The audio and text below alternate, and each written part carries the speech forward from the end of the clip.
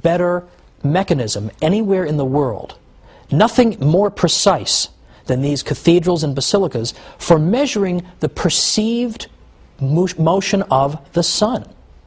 And they were constructed so that you could observe the sun's apparent movement on the floor using various shadows and the like.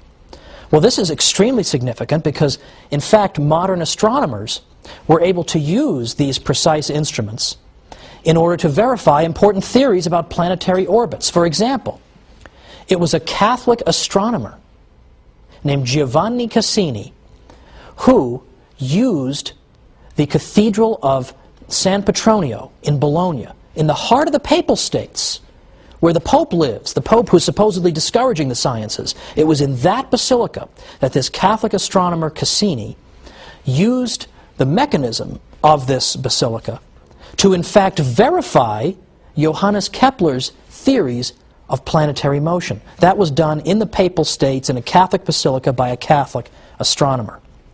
And Kepler himself, by the way, who was not a Catholic, nevertheless consistently observed that his favorite scientific correspondents were Jesuits, were Catholic priests, because they were so knowledgeable. They understood what he was talking about, unlike most of the world.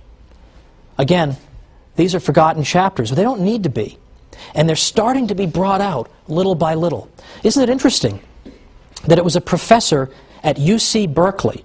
University of California at Berkeley is not exactly known as being a big cheerleading institution for the Catholic Church. We'll put it that way.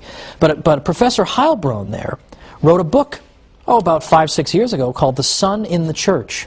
And he told the story, this forgotten story, about the use of cathedrals and basilicas in the advancement of our knowledge of astronomy. In fact, Heilbronn went and said that there is no institution anywhere on earth that had done more for the advancement of astronomy or contributed more resources to this study than the Catholic Church. Now, in large part, the Catholic Church did that because we wanted to be able to predict equinoxes, for instance, so that we could establish when Easter should be celebrated and establish it far enough in advance that we could enjoy a 40-day period of penance in advance, namely Lent.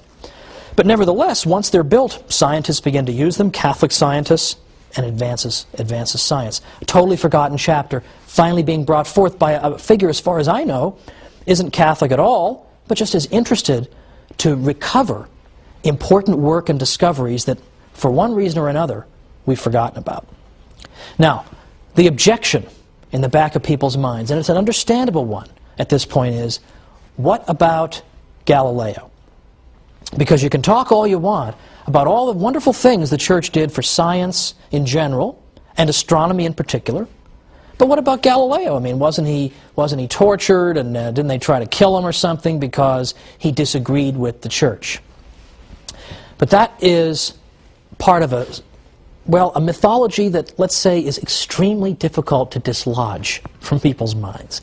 Now, I think it is safe to say that the Galileo episode is not exactly the Church's shining moment, and it should be acknowledged that there is reason for regret about it, to say the least. In fact, in my 7 years as a university professor in New York, I would say that the one episode that did more than everything else put together to discredit the Catholic Church in the minds of my students was the perceived history of the Galileo episode. There's no question about it. So the consequences of it were just disastrous. At the same time, I think it is important to revisit this episode for two reasons. First, because so that it won't seem as if we're just trying to duck it, or that I'm just trying to find the good news and not dwell on the not so good.